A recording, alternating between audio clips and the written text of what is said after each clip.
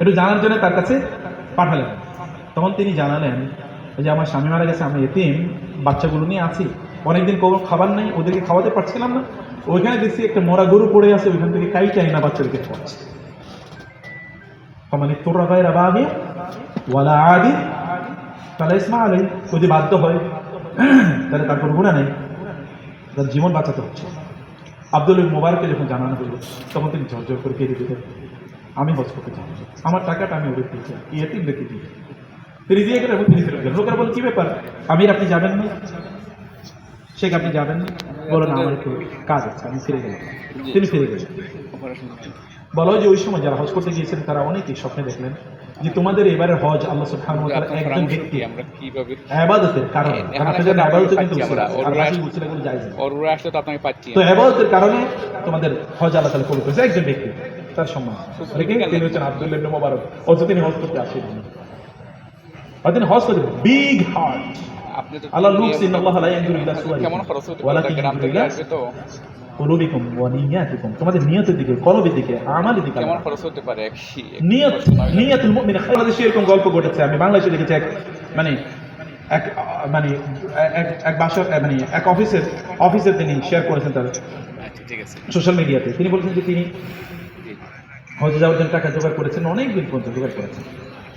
এর মধ্যে তার কোন একজন আত্মীয় হঠাৎ করে অসুস্থ হয়ে পড়েছেন। এখন তার ওই আত্মীয় এসে তাকে বললেন যে চিকিৎসার জন্য টাকা লাগবে, এখন তিনি কি করবেন, হজে যাবেন নাকি তাকে টাকা দেবেন, সিদ্ধান্ত নিতে না সেখানে তাকে টাকা দিয়ে দেবেন। কারণ তার খুবই মন খারাপ, অনেকদিন পর্যন্ত 5,000 10,000 টাকা করে জুগিয়েছেন, তিনি হজে যেতে পারবেন না। এরকমই চলছিল, তার মন খুবই খারাপ। 5-7 দিন পরে তার অফিসের বস তাকে ফোন দিয়েছে যে আমি তো ডাক্তারের কাছে গিয়েছিলাম, এবার হজ করার জন্য সিদ্ধান্ত নিয়েছিলাম, ডাক্তারের কাছে গিয়েছি, ডাক্তার বলছে আমার একটা রোগ আছে, এই রোগের কারণে আমি একা যেন চলাফেরা না করি, আমাকে আল্লাহ সুবহানাহু ওয়া তাআলা লুক এট ইউর হার্টস। আল্লাহ তাআলা আপনার মনের দিকে যখন তিনি করবেন তার নিয়ত থেকে পরিশুদ্ধ করবেন, তার করণীয় কি, তার পর্যটন কি, তার আদবের আখলাকের বিষয়গুলো তাকে জানানো দরকার। এরপরে আমি বলছিলাম যে এই দেখবেন যে আপনি লাইনে দাঁড়িয়ে আছেন, আপনাকে লাইন ছাড়িয়ে আরেকজন চলে আসে, যেটা বললাম, এটা তো মুসলমানরা তো অন্যকে প্রাধান্য দেয়। আপনি বলবেন যে ভাই আমাকে না, আল্লাহ সুবহানাহু ওয়া তাআলার মেহমানদেরকে আপনি প্রাধান্য দেওয়ার কারণে আল্লাহ তাআলা আপনাকে প্রাধান্য প্রদান করেন। এটাকে বলে ঈসার। এটাকে বলে কি? ঈসার। ঈসার মানে হচ্ছে অন্যকে প্রেফারেন্স, প্রায়োরিটি। আপনি নিজকে আল্লাহ সুবহানাহু ওয়া তাআলা কথা বলেন আল্লাযীনা ইউযুনাল মুমিনিনা ওয়াল মুমিনাতি বিগায়রি মাকতাসাবু ফাকাদ ইহতামালু বুহতানা ওয়া ইসমান আযীমা। আল্লাহ তাআলা কথা বলেন নাই যারা মুমিনদের কোনো অপরাধ নাই তারপরে তাদেরকে কষ্ট দেয়, এই সকল ব্যক্তিরা বিশাল ভয়াবহ গুনাহ তারা অর্জন করছে। ভয়াবহ গুনাহটা কি? এখন আপনি টয়লেট ব্যবহার করে আসলেন, ভালো করে ক্লিন করলেন না, অন্য কোনো মুসলমান গিয়ে এখানে কষ্ট পেল, এই কারণে কিন্তু আপনার কবিরা গুনাহ হচ্ছে। ইযাউল মুমিনিনা হারামুন, মুমিনদেরকে কষ্ট দেওয়া হারাম, এটাও কিন্তু কষ্ট।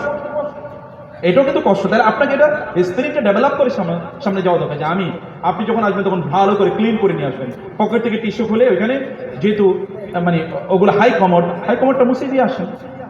হাই কমোড ব্যবহার না করতে পারলে আগে ব্যবহার শিখে যান। ইউটিউবে এরকম বহুত ভিডিও আছে কিভাবে ব্যবহার করতে হয় সুন্দর করে, সেগুলো দেখে তারপরে যান। বিমানে যখন উঠবেন তখন কোন পা দিয়ে উঠবেন? ওঠার জন্য তো আসে নাকি দোয়া আসে কিনা? বিমানে উঠে দোয়া নাই, সে দোয়া তো করতে হবে আপনাকে। উঠে বসার পরে এরপর আপনি কি করবেন? এখানে গিয়ে আপনার সালাত আদায় করতে হবে। অনেকে তো সালাত আদায় করতে জানেন না। আমার মনে হয় অধিকাংশ পরিস্থিতি এরকম কিনা আমি জানি না। আমি দেখেছি বিমানে অধিকাংশ নামাজই পড়ে, কখন পড়ে তাও জানি, কারণ আমি দেখছি ঘুমে আছে। তাহলে ওযু করলো, ওযু তো করে না। আবার তায়াম্মুমের মাটিও জিজ্ঞেস করছি আছে কিনা কারো কাছে, কয় না, তাহলে করে কি? আচ্ছা, কতবার হজ করলে একটা নামাজের সমান হবে? হজ না করলে সে কাফের হবে না। যদিও ওমর রাদিয়াল্লাহু একটা বর্ণনা আছে, ফালিয়ামুত ইয়াহুদিয়ান ইনশা ইয়াহুদিয়া ইনশা নাসরানিয়া, সে ইহুদি অথবা নাসারা হয়ে মারা যাক, তাতে আমার কিছু যায় আসে না। এটা ওমর বর্ণনা, রাসূল সাল্লাল্লাহু আলাইহি ওয়াসাল্লামের বর্ণনা হিসেবে দুর্বল। কিন্তু কেউ যদি নামাজ ইচ্ছা করে ত্যাগ করে সে তো কাফের, অথবা সে কুফরি করলো। ফাকাদ বারিআত মিনহু যিম্মাতুল্লাহি ওয়া যিম্মাতু রাসূলিহি, তাহলে আল্লাহর জিম্মাদারি তার থেকে সরে যায়। নামাজ ত্যাগ করে কেন? এবং এক ওয়াক্ত 2 ওয়াক্ত না, করেই না। কিসের হজ করতে যাচ্ছে? কয়টা হজ করে একটা নামাজের সময় থেকে তিনি বিচ্ছিন্ন হয়ে যান। মান সাজদা সুজদাতিন নার আলাইকুম বিল জামাআহ, তোমরা জামাতবদ্ধ থাকতে হবে। তোমরা কি জামাতবদ্ধ থাকতে হবে, দলবদ্ধ থাকতে হবে। এখন মানুষের যে দল থেকে আলাদা হয়ে যায় সুজদাতিন নার, কোনো কমান্ড আপনি মানছেন না, ফলে দেখা যাচ্ছে আপনার কারণে পুরো গ্রুপিং, বিভিন্ন সাফারিং তারা পড়ছে, এর জন্য তারা না করে একেবারে সব থাকে, কানেক্টেড থাকে। লিডার হয়তো ধরেন ছোট ছোট মসজিদে হারাম কি সালাতুন ফি আল মসজিদিল হারামি খায়রুম মিন মিআতি আলফি সালাতিন ফিমা সিওয়াহা। এই বাইতুল্লাহ এক রাকাত নামাজ অন্য কোন মসজিদে 1,00,000 রাকাতের চেয়ে উত্তম। মিনাল হুদা ওয়াল ফুরকান, আল্লাহ সুবহানাহু ওয়া তাআলা এই মানে এটা তো প্রথম নির্মিত ঘর, এবং এটাকে আল্লাহ সুবহানাহু ওয়া তাআলা পবিত্র বলে ঘোষণা করেছেন। অতএব এই আল মসজিদুল হারাম আল্লাযী জাআলনাহু লিন-নাসি সাওয়াআনিল আকিফু ফিল ইহি ওয়াল বাদ, এই যে বাইতুল্লাহর যে মর্যাদা, এই মর্যাদাকে দারুল আরকাম পৃথিবীর প্রথম বিশ্ববিদ্যালয় কোথায় আছে? বাইতুল্লাহ তো আছে, এটা তো সাফা পাহাড়ের পাদদেশে আছে। এবং দারুল আরকামের এই যে আশারে মুবাশশারা আশারাই কি দারুল আরকামের ছাত্র। কেমন বিশ্ববিদ্যালয়! আমাদের বিশ্ববিদ্যালয় থেকে কি বের হয়? সেই বিশ্ববিদ্যালয়টা ওটা কোথায় আছে দেখেন না, জানেন? আবু বকর রাদিয়াল্লাহু বাসা কোথায় ছিল, ওমর রাদিয়াল্লাহু বাসা, অথবা রাসূল সাল্লাল্লাহু বাসা।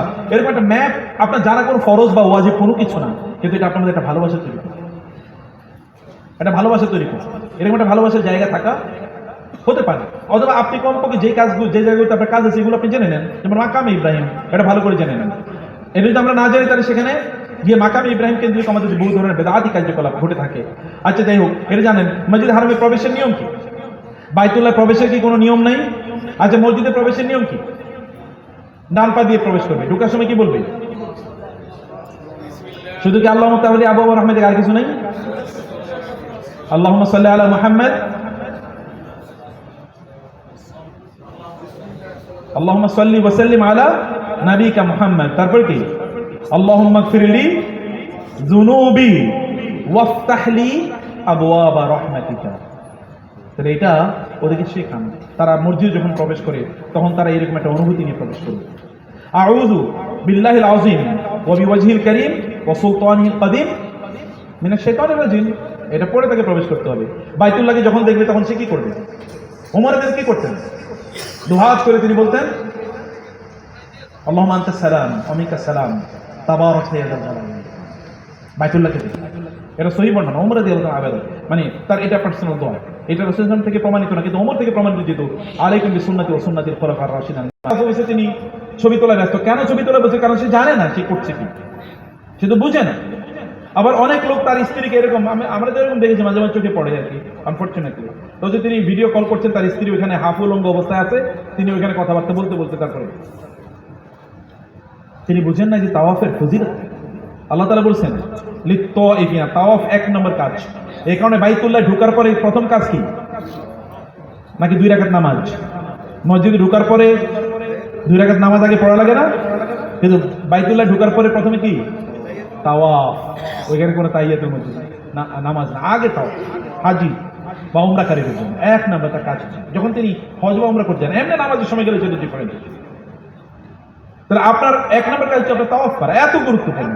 এই তাওয়াফের সময় তিনি বুঝেনই না যে তাওয়াফ কি। আবার দেখবেন তাওয়াফের সময় কি করে, অধিকাংশ লোকে তারা বাইতুল্লাহ সব জায়গায় ধরতে চায়। বাইতুল্লাহকে সব জায়গায় ধরার মধ্যে কোনো ইবাদত আছে? এই জায়গাটা বুঝতে হবে। ওলামায়ে কেরাম আপনি জানেন, মানে আমি অনুমোদিত মুআবিয়া রাদিয়াল্লাহু যখন তিনি আমিরুল মুমিনিন, মুআবিয়া রাদিয়াল্লাহু আব্বাস বলেন ইয়া আমিরুল মুমিনিন লাইসা মাসসু কুল্লু জিদারিল কাবাতি সুন্নাতুন। না, এটা তো মানে বাইতুল্লাহ সব জায়গায় ধরা যায় না। তিনি বলেন আমি অবশ্যই কি? আব্দুল্লাহ ইবনে আব্বাস বলেন ইয়া আমিরুল মুমিনিন, আমি বলেছি আল্লাহর রাসূল ধরেন নাই, আর আপনি বলছেন বাইতুল্লাহ ধরতেছি। আল্লাহর রাসূলের সুন্নাহ কি আপনার জন্য যথেষ্ট না? তিনি বলেন আল্লাহর রাসূলের সুন্নাহ আমার জন্য যথেষ্ট, আমি আর কোনো জায়গায় স্পর্শ করব না। শুধু ওই 3টা ছাড়া। 3টা কি? রুকনে ইয়ামানি, আল হাজারুল আসওয়াদ এবং আল মুলতাজাম, ব্যাস। তাহলে সেটা তাকে আগেই বোঝাতে হবে। তিনি কি করবেন? তিনি রমল কতটুকু করবেন, ইত্তেবা কতটুকু করবেন। লোকরা তো আগেই কি করে? ইত্তেবা করে। তো ইত্তেবা কি আগ থেকে করবে? যেহেতু হাজারে আসওয়াদের কাছে গিয়ে কেবলমাত্র তার ডান কাতটা খুলবে, এর আগে তো খুলবে তো ওইখানে। প্রথম 3 সময় তিনি রমল করবেন। আর কেবলমাত্র প্রথমবারই আপনি যে সফরে গেছেন হজ বা উমরার, কেবলমাত্র তাওয়াফে কুদুমের মধ্যে কি ইত্তেবা, আর কোনো কখনোই ইত্তেবা না। আবার নতুন করে যখন হজ উমরা করতে যাবেন তখন আবার প্রথম তাওয়াফে কি? তাওয়াফে কুদুম যেটা, সেই তাওয়াফই হচ্ছে আপনার ইত্তেবা, আর অন্য কোনো তাওয়াফে ইত্তেবা নাই।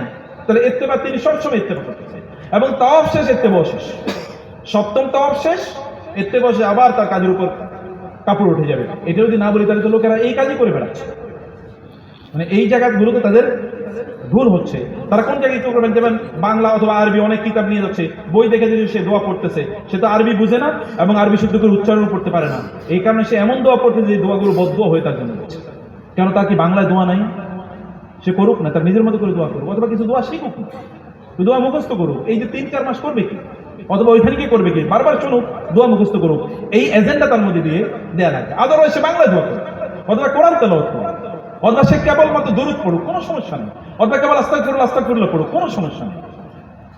শুধুমাত্র রুকনে ইয়ামান এবং হাজর আসওয়াদের মধ্যখানে রব্বানা আতিনা ফিদ দুনিয়া হাসানা এতটুকু পড়বে, এতটুকু নির্ধারিত, আর বাকি কোনো নির্ধারিত কোনো দোয়াই নেই। যেই দোয়া মনে হচ্ছে, কিন্তু প্রথম তাওয়াফে এই দোয়া, দ্বিতীয় তাওয়াফে এই দোয়া, তৃতীয় তাওয়াফে এই দোয়া, এটা তো হাদিস দ্বারা সাবেত না। আমাদের ওলামরা সালাফরা তারা করেছেন, সেটা করতে পারেন তারা, কিন্তু আমরা কাজটাকে প্রেফার করি না, কারণ রাসূল সাল্লাল্লাহু আলাইহি ওয়াসাল্লাম এটা করেন না, করার দরকার নেই। সহজ করে দেওয়া মানুষের জন্য, ইয়াসসিরু ওয়ালা তুআসসিরু, বাশশিরু ওয়ালা তুনাফিরু, আদ-দীনু ইউসরুন ওয়ালা ইউশাদ্দাদ-দীন আহাদুন ইল্লা গালাবাহু। দিন সহজ, কেউ দিনকে কঠিন করতে চাইলে ওই দিন তাকে পরাজিত করে দেবে। সহজ করে ওমা জাআলা আলাইকুম ফিদ-দীনি মিন হারাজ, আল্লাহ তাআলা দিনের মধ্যে কোনো কঠিন রাখেন না, সহজ করে দিয়েছেন আল্লাহ। ওদেরকে সহজ করে দেওয়ার গুরুত্বপূর্ণ একটা বিষয় আছে। আচ্ছা, আমরা এই কথাগুলো পরে তারপরে তিনি কি করবেন, তাওয়াফের সময় সচরাচর কিছু ভুল ত্রুটি মানুষের হয়, সেগুলো আমরা বলেছি। আবার তাওয়াফের সময় তিনি তাওয়াফের পর করণীয় মাকামে ইব্রাহিমে নামাজ পড়বেন। এখন দেখবেন আপনি মাকামে ইব্রাহিমে নামাজ পড়তে গিয়ে একেবারে মাকামে ইব্রাহিমের সাথে নামাজ পড়া শুরু করেন। বহু লোকের দেখেছে মাকামে ইব্রাহিম এরকম জাবড়ে ধরে, মাকামে ইব্রাহিমের চুমো দেয়, ওখানে স্পর্শ করে মনে করে বিশাল বড় ইবাদত করে ফেলেছে, অথচ পুরো কাজটা যে সে গুনার কাজ করলো সে বুঝি না, মনে করছে যে বাইতুল্লাহ ধরলে সমস্যা কি, তাইলে তো আমরা হারাম খেলে সমস্যা, ভালো কাজই তো করতে ভাই। তাহলে আপনি এক কাজ করেন, ফজরের নামাজ 6 রাকাত পড়েন, সমস্যা কি? আপনি তো আমাদের ডাইসের মধ্যেই জরুরি মুলতাজামের কথা বলেছি সেখানে। আচ্ছা, মাকাম ইব্রাহিমের দোয়া, মানে এটার ইতিহাস আপনাদের মানুষকে বলা দরকার যে মাকাম ইব্রাহিম কি, জমজমের পানি কিভাবে পান করে, জমজমের পানি পান করে ফজিলত, এবং জমজম কিভাবে তৈরি হয়েছে, এটা স্পিরিচুয়াল কথা বলেন না, তাহলে তো আমাদের মা বোনদের মধ্যে কি পরিবর্তন তৈরি হয়ে যায়। একজন নারীর কারণে, একটা শিশুর কারণে আল্লাহ সুবহানাহু ওয়া তাআলা এমন একটা পানির উৎস তৈরি করে দিলেন, যেটা এই পৃথিবীর সবচেয়ে বিশুদ্ধ প্রাণী, সবচেয়ে বিশুদ্ধ পানি, এবং পানিটা আসে জান্নাত। এই পানিকে খাদ্য, আল্লাহ রাসূল বলেছেন এটা খাদ্য, তুআমু তু'মিন ওয়া শিফাউ সুকমিন, সকল রোগের ঔষধের মধ্যে রয়েছে। এটা এমন একটা পবিত্র পানি। রাসূল সাল্লাল্লাহু আলাইহি ওয়াসাল্লাম যখন মদিনায় যান, তখন তিনি কুরাইশদেরকে বলছিলেন যে আমাদেরকে বাইতুল্লাহর পানি থেকে বঞ্চিত করা, সব থেকে তো বঞ্চিত করতো, বাইতুল্লাহর পানি থেকে বঞ্চিত, পানি হাদিয়া দাও আমাকে। অতএব আপনি মক্কা থেকে যখন আসেন তখন হাদিয়া হিসেবে বাইতুল্লাহর পানি নিয়ে আসতে পারেন, আর কোনো কিছু আপনার প্রয়োজন নেই। যদিও না আনেন তবে কি বাইতুল্লাহর পানি মানুষকে, মানে সরি জমজম মানুষ পানি মানুষ কাজে দেন। জমজম কিভাবে উদ্ভূত হলো, একজন নারী যদি এতটা মর্যাদাবান আল্লাহর কাছে হয় যে তিনি সাফা মারওয়ায় তিনি দৌড়িয়েছেন, তার সন্তান পানির জন্য চিৎকার করছে, এটা যদি একজন নারীর মর্যাদা আল্লাহ তাআলার কাছে হয়, তাহলে আমাদের নারীরাও যদি এরকম আল্লাহ হয়, আল্লাহ তাআলা তাদের মাধ্যমে এরকম বহু কারামা তৈরি করে দিতে পারেন। এটা অসম্ভব, আল্লাহ সুবহান তো করেন, এখনো আছে। বহু মানুষের জীবনে এরকম অসংখ্য ঘটনা তাদের ঘটে থাকে, এইটি মানুষকে জানা দরকার। সাফা মারওয়ায় কেন দৌড়ায় লোকেরা, এই বিষয়টি মানুষকে বলবেন আপনারা, এগুলো জানা দরকার। ওমরা সম্পন্ন, এখন ওমরা করবেন, শেষ করবেন কিভাবে, তার স্মৃতি বিজড়িত স্থানগুলোতে যখন নিয়ে যাবেন, এটা যদি আপনি মানুষকে ইমোশনালি না বুঝাতে পারেন, তাহলে এরা কোনোদিন ইসলামের জন্য অ্যাটাচমেন্ট ফিল করবেন। আমি একবার দেখছি এক রাজনীতিবিদ আসার সময় কি করছে, কিছু ওইখানে ওই শয়তানের, তাদের ভাষায় শয়তানের পাথর মাইল আরো কিছু পাথর নিয়ে আসছে। তাই আমি জিজ্ঞেস করলাম এগুলো কেন নিয়ে যাচ্ছেন, বলে বাংলাদেশে আমার কিছু শত্রু আছে, ওগুলো শয়তান, ওদেরকে মারার জন্য নিয়ে যেতেছে। এগুলো অমুকের জন্য, আমাদের একজন আলেম তার নাম উচ্চারণ করে বলছে তার জন্য নিয়ে যে তারে মারবে। বুঝতে পারছেন, ওরে আল্লাহ তাআলা এখন এমন নাজেহাল নাস্তানাবুদ করছে, শয়তানের মতো আল্লাহ তাআলা ওকে নিকৃষ্ট করে রাখছেন এখন। বুঝতে পেরেছেন ভাই? কারণ কি? কারণ স্পিরিটটা বুঝছেন কেন এই কাজ, তাহলে এই কাজগুলো কেন করছে, এটার মধ্যে স্পিরিটটাকে। আসলে কি মানুষ শয়তানের পাথর মারবে, শয়তান আছে নাকি? শয়তানের তো পাথর মারা, এটা হলো কি পাথর মারাটা রাসূলুল্লাহ সাল্লাল্লাহু আলাইহি ওয়াসাল্লামের মাধ্যমে হজের একটা কাজ হিসেবে নির্ধারিত। ওটা কেবল এই কারণে হাদিসে এসে রাসূলুল্লাহ সাল্লাল্লাহু আলাইহি ওয়াসাল্লাম বলেছেন ইন্নামা জুইলা তাওয়াফু বিল বাইতি ওয়াস সাইয়ু বাইনাস সাফা ওয়াল মারওয়া ওয়াল মাবিতু বিমিনা ওয়া রামিউল জিমার লিইকামাতি যিকরিল্লাহ। দৌড়াই এবং আমরা মিনায় পাথর মারি, এগুলো সবগুলো আল্লাহর জিকিরকে আমাদের অন্তরে শক্ত করে তৈরি করে দেয়। কেবল এটাই, আর কোনো উদ্দেশ্য নেই। অতএব সেই হচ্ছে আমাদের লক্ষ্য। আমার লাস্ট মিনিটে আমি এগুলো আপনাদের দেখাই দেয়, যারা এখানে মানে এরপর হচ্ছে মক্কা দাওয়াতের রাসূল কি নির্যাতন স্বীকার করেছেন, জাবালে সাউর, ওই যে যেখানে রাসূল হিজরতের সময় গিয়ে তিনি সেখানে অবস্থান করেছিলেন, তাহলে সকল জায়গাগুলো আছে। আচ্ছা, তায়েফের কথা যখন আপনারা বলবেন সেটা আপনাদেরকে জানাতে হবে। মসজিদে জিন আপনার মানুষকে দেখানো, মসজিদে জিনে ঘটেছিল। তাহলে কোরআনের প্রতি মানুষের ভালোবাসা তৈরি করার জন্য মসজিদে জিনের উপাখ্যান ইজ ভেরি ইম্পর্টেন্ট, সেটা মানুষকে বলা। আবার হচ্ছে আমাদের দেশের লোকের বলে জান্নাতুল মুআল্লা, এই কারণে আমি জান্নাতুল মুআল্লা লিখছি। আসলে এর নাম কি? মাকবারাতুল মুআল্লা। মাকবারাতুল মানে মুআল্লা কবরস্থান। ওইখানে তো মুশরিকদের কবর আছে, এটা জান্নাতুল মুআল্লা কেমনে হয়? বুঝেন না এই কথা? ওইখানে খাদিজাতুল কুবরা রাদিয়াল্লাহু তাআলার কবর আছে, রাসূলের ছেলেদের কবর কারো কারো আছে। তাহলে এটা আবার এই কয়েকজনের কারণে জান্নাতুল মুআল্লা হয়ে গেল না? তাহলে মুশরিকদের অবস্থা কি হবে? ওইখানে তো অধিকাংশ যারা মারা গেছে এরা মুশরিক, যে জাহেলি যুগ। অতএব এটার নাম জান্নাতুল মুআল্লা, এটা হচ্ছে মাকবারাতুল মুআল্লা। এরকম অন্যান্য স্থানগুলো তায়েফ, সফর ইত্যাদি ইত্যাদি আপনারা বলবেন। এখানে তায়েফের স্মৃতির মধ্যে অনেক কিছু আছে, সেই জায়গাগুলো ব্যাখ্যা মানুষের করা দরকার। ব্যবহারিক কিছু টিপস আছে এখানে, সেগুলো আমরা বললাম। আধ্যাত্মিক কাজ কেন আমরা মানে আমাদের ওমরা কবর হলো কিনা, এটা কিভাবে বুঝবো, সেরকম বিষয় আছে। ওমরার পর আমরা আমাদের জীবনযাপন কিভাবে করবো, অনেকগুলো পয়েন্ট আছে, প্রত্যেকটা পয়েন্টের উপর আলাদা আলোচনা আছে। এবার মদিনা জিয়ারত, মদিনা জিয়ারতে আপনি কি কি করবেন বিস্তারিত, মদিনার ইতিহাস, মদিনার মসজিদে নববী, মসজিদে বাইতুল মানে মসজিদে কুবা, তারপর রাসূল সাল্লাল্লাহু আলাইহি ওয়াসাল্লামের কবর কিভাবে জিয়ারত করবেন। রাসূলের কবরকে আমরা বলি রিয়াজুল জান্নাহ, রওজা শরীফ। আচ্ছা, এটা যদি রওজা শরীফ তাহলে রিয়াজুল জান্নাহ কোনটা? রাসূলের কবরে রওজা শরীফ বলা যাবে কিনা? নো প্রবলেম, বলা যাবে। কারণ রাসূল সাল্লাল্লাহু আলাইহি ওয়াসাল্লাম বলেছেন কবরটা হয় কি জান্নাতের টুকরা অথবা কি জাহান্নামের টুকরা। অতএব তার কবর তো জান্নাতের টুকরাই হবে, এই অর্থে এটাকে রওজা শরীফ বলা যায়, রওজা শরীফা বলা যায়। কিন্তু আসলে এটা কি দেখবেন ওখানে লেখা আছে কবরুন নাকি রাসূলের কবর, অতএব কবর বলে কি বেয়াদবি হবে? না, এটা বেয়াদবি হবে না। মানে এই জায়গাগুলো মানুষের কাছে ক্লিয়ার করা দরকার। কারণ আদারওয়াইজ যদি দেখবেন যে মানে তারপরে কেন রাসূলের বিরুদ্ধে কি বললে, এরপরে আবার গিয়ে এরপরে কোপাইবে যে কেন রাসূল ইসলামের বিরুদ্ধে বেয়াদবিপূর্ণ শব্দ উচ্চারণ করলো। এই জায়গাগুলো মানুষকে একটু ভালো করে ক্লিয়ার করে দেওয়া ভালো। রিয়াদুল জান্নার ব্যাপার এখানে আছে। রাসূল ইসলামের কবরের কথা যেটা বললাম, যেটাকে রওজা শরীফা বলা হয়, বলা যেতে পারে ইনশাআল্লাহ। সেখানে সুন্নাহ ভিত্তিক পদ্ধতি, ওইখানে দাঁড়িয়ে অনেকে কবরের দিকে ফিরে দোয়া করেন। কবরের দিকে ফিরে দোয়া করা যায় আছে কিনা বলেন তো? আপনার আল্লাহর কাছে এই মানুষকে এই কথাগুলো বই নেই।